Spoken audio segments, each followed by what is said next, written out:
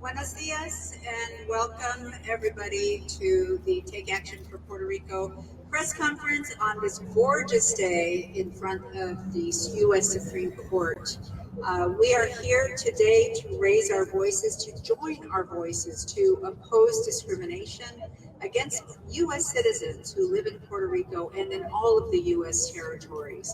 We have a terrific lineup of speakers for you today. So without further ado, I want to begin our press conference by introducing Hispanic Federation's President and CEO, Frankie Miranda.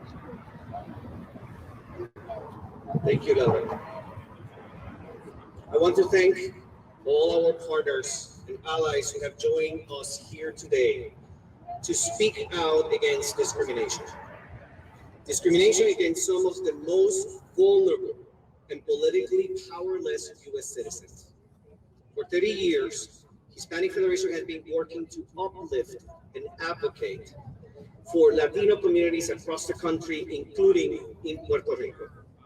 We have seen firsthand the neglect by the federal government and the discrimination which has directly contributed to the highest poverty rates in the country.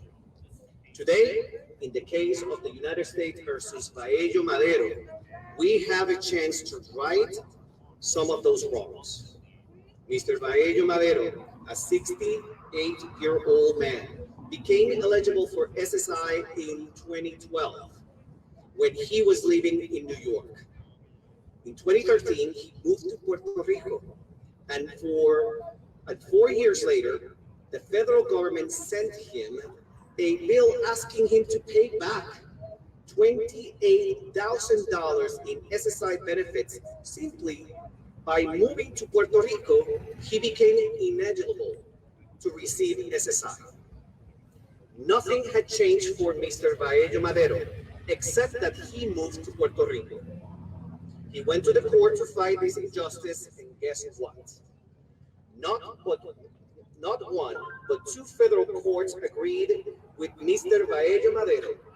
Two federal courts said it was discriminatory, irrational, and arbitrary to exclude otherwise eligible individuals like him from SSI, a federal program to help low-income, aged, blind, and disabled people with basic needs such as housing and food solely because they live in Puerto Rico. Furthermore, these federal courts said that excluding Puerto Ricans from SSI simply because they live in Puerto Rico runs counter to every essence and fundamental guarantees of the Constitution itself.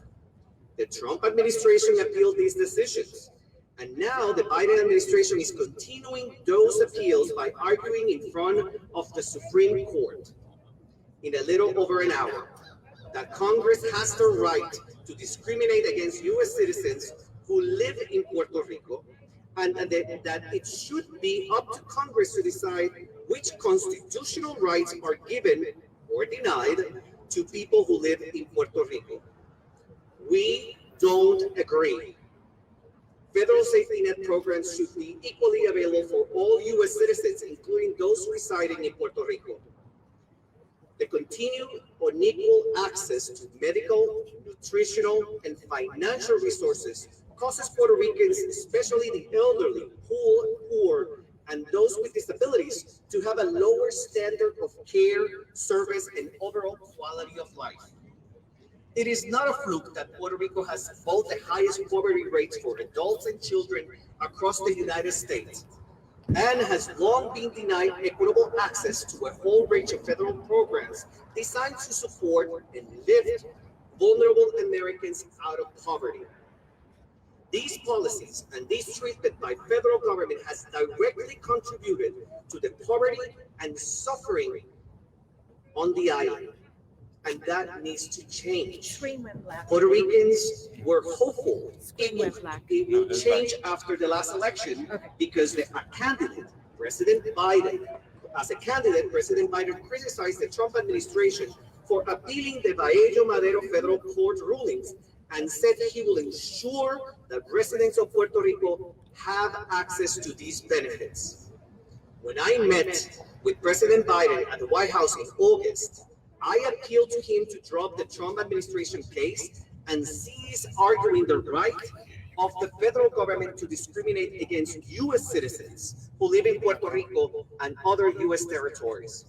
Yet, his administration is doing exactly what the Trump administration did by challenging federal district and appellate court rulings in Mr. Vaello-Madero's favor. While we recognize the important efforts the Biden administration and Congress to include SSI for Puerto Rico in the proposed Build Back Better legislation, we will continue to leave the rights of Puerto Ricans to the whims of Congress to pick and choose when and which rights to extend based on budgetary and partisan political negotiations. This unjust discrimination against Puerto Rico in SSI and other federal programs is rooted in blatantly racist Supreme Court precedents determined over a century ago. The opportunity is now for President Biden and the Supreme Court to finally right this historic wrong with a new legal precedent that makes it clear that unjustly denying any American their full rights is unconstitutional and undefensible. Puerto Ricans are U.S. citizens, and the courts have ruled that they must no longer be denied their constitutional protections.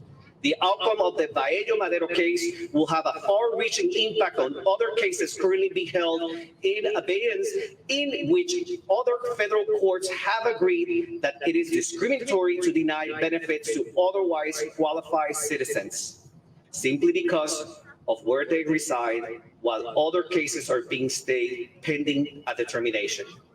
By fighting Vaello-Madero, the Biden administration is fighting all of them.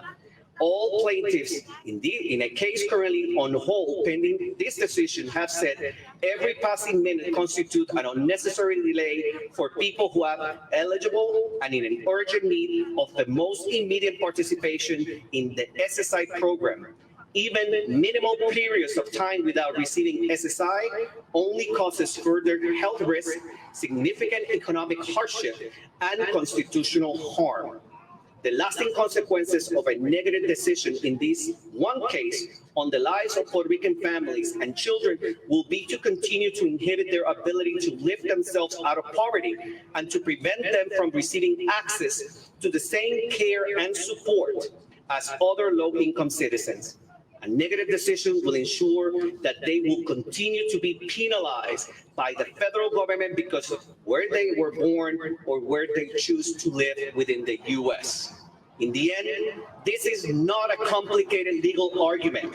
This is simply a simple issue of fundamental constitutional and human rights. We look forward to hearing the arguments today, what the justices contemplate, the future of Puerto Rican, and the right to be treated fairly, and we will continue pressing this administration and Congress to do the right thing and finally end discrimination. Thank you.